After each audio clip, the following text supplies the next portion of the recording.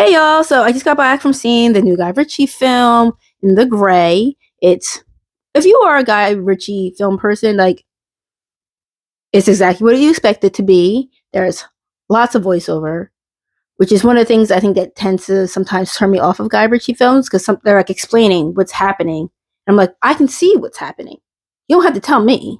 So so yeah, there's a lot of voiceover things happening, and the whole like basic introduction of what the title is, where Rachel's like, "I do this, I'm doing this, I'm blah blah, I work in the gray." It's a voiceover, but that's just how I imagine like she did it in the booth in the gray.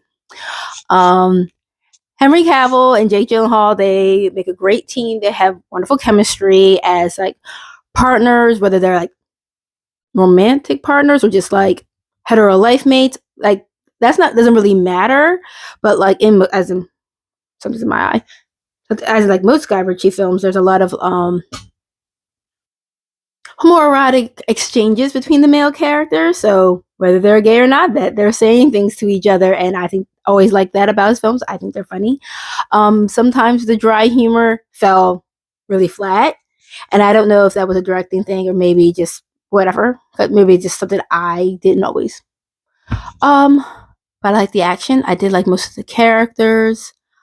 Um, yeah, I wouldn't mind getting a sequel for this, or even maybe a limited series, kind of like No, The Gentleman.